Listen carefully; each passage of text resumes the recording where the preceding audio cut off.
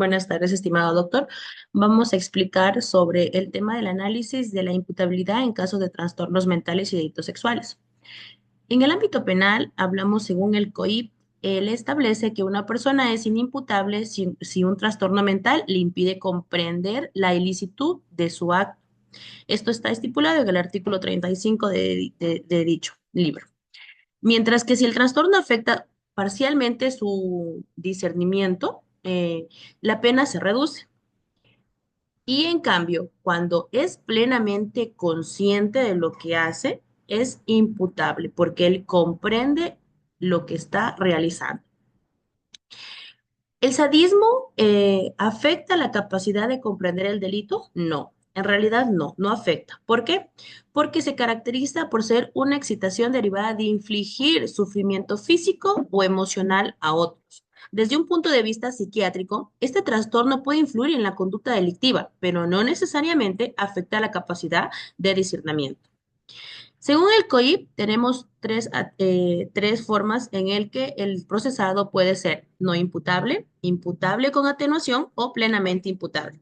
Vamos a hablar del no imputable. Si el acusado padece un trastorno mental que le impide comprender la licitud de su acto o determinar su conducta, no es penalmente responsable. En lugar de una pena, a este se le ordena una medida de seguridad como el internamiento en un centro psiquiátrico. Imputable con atenuación. En casos donde el trastorno mental disminuye parcialmente la capacidad del acusado para comprender la ilicitud o determinar su conducta, se impone una pena reducida en un tercio, considerando esta atenuación. Y es plenamente imputable cuando el acusado comprende completamente la ilicitud de su acto y actúa voluntariamente. Se le impone una condena penal completa sin atenuación por trastornos mentales.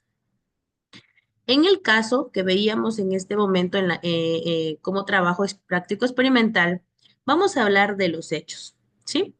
Nuestra víctima fue sometida a una agresión física severa y una violencia sexual antes de ser estrangulada hasta la muerte. Los hechos ocurrieron en un contexto de violencia planificada y deliberada. Por eso la Fiscalía procesó a los tres sospechosos por el delito de violación con muerte tipificado en el artículo 171 del COIP. Como evidencias claves tenemos que se encontraron indicios biológicos en el lugar del crimen, que tras los análisis correspondientes se vincularon directamente con los procesados. También la autopsia médico-legal incluyó que la víctima murió por asfixia mecánica provocada por estrangulamiento.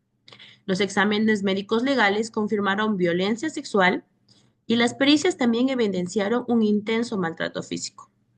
Además, uno de los procesados fue evaluado y diagnosticado con un trastorno de la sexualidad llamado sadismo sexual.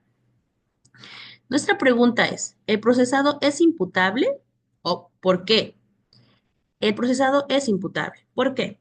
Porque planificó y participó directamente en el crimen, lo que demuestra un nivel significativo de premeditación y control sobre sus acciones. Además, su intento de encubrir el delito y huir posteriormente evidencia que era consciente de la naturaleza ilícita de sus actos y las posibles consecuencias legales que éste le iban a traer. No presentó signos de pérdida de control o desconexión con la realidad que pudiera justificar su inimputabilidad, según los criterios establecidos en el derecho penal. Y aunque se identificó un trastorno mental, este no anulaba su capacidad para discernir entre lo correcto e incorrecto. El trastorno solo influía en su comportamiento, sin afectar su comprensión del acto.